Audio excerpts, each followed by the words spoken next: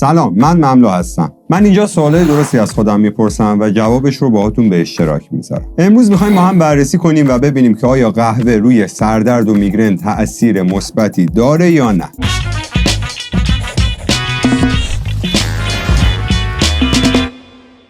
اول از همه، قبل از همه چیز با هم چک کنیم سردرد و میگرن چی هستن و با هم چه تفاوتایی دارن. میگرن یه بیماری هست که سردرد یکی از ساید افکت‌های اونه. چون نمیخوایم وارد مسائل پیچیده پزشکی بشیم، با یه مثال سعی میکنیم قضیه رو ملموس کنیم و از روش رد بشیم. مغز مثل یه شهره که آژیر خطر داره. وقتی دزدی به این شهر وارد میشه، یعنی تهدیدی وارد مغز میشه، این آژیر فعال میشه. در افرادی که میگرن دارن، این حساسیت یا اصطلاحاً این آژیر بیش از حد قویه و خیلی اوقات در مواقعی که خطر آنچنانی وجود نداره هم با نهایت قدرت شروع به کار میکنه. پس ما تا اینجا متوجه شدیم که کلیت میگرن یعنی چی. فعلا میگرن رو میذاریم کنار. حالا میریم سراغ یک هورمونی به نام آدنوزین. این هورمون وقتی ترشح میشه که بدن نیاز به استراحت داشته باشه. در اصل این هورمون کارش پیام آور بودن الان وقت استراحت است. وقتی صبح‌ها از خواب پا میشیم، این هورمون در پایین‌ترین حد خودش قرار داره. هر چقدر در طول روز پیش میریم، ترشح این هورمون بیشتر میشه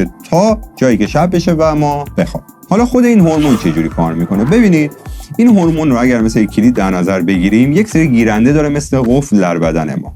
با ترشحش میره در جایگاه خودش میشینه و مثل کلید اون قفل رو باز میکنه. وقتی اون قفل باز میشه، ما احساس خستگی میکنیم. پس ما تا الان متوجه شدیم که میگرن چیه و هورمون آدنوزین چیه. حالا قهوه وارد بازی میشه. کافئین وارد بدن شده و این نکته بسیار جالب. کافئین شباهت ساختاری بسیار زیادی با هورمون آدنوزین داره. کافئین میاد میره تو گیرنده های آدنوزین، به خاطر شباهت ساختاریش میشینه. یعنی قفل قدیمی ما الان یک کلید جدید داره، منتها یه تفاوتی وجود داره. چی؟ اونم اینه که این کلید جدید توانایی باز کردن قفل رو نداره. خونه آدنوزین پر شده. هورمون میاد بره سر جاش بشینه، ولی میبینه جاش پره. بنابراین به مقصودش نمیرسه. این یعنی اینکه ما پیام خستگی رو دریافت نمی‌کنیم. بذارید یکم علمی‌تر توضیح بدم. ترشح آدنوزین در بدن باعث انبساط رگ‌ها و به تب کاهش فشار خون میشه، برای اینکه ما بتونیم آرامش داشته باشیم و استراحتمون رو به نحو احسن انجام بدیم. کافئین با بلوکه کردن گیرنده‌های آدنوزین باعث جلوگیری از این انبساط میشه و باعث میشه رگ‌ها در حالت عادی خودشون بمونن. علاوه بر این، با مسدود شدن این گیرنده‌ها یک سری اتفاقات دیگه هم میفته.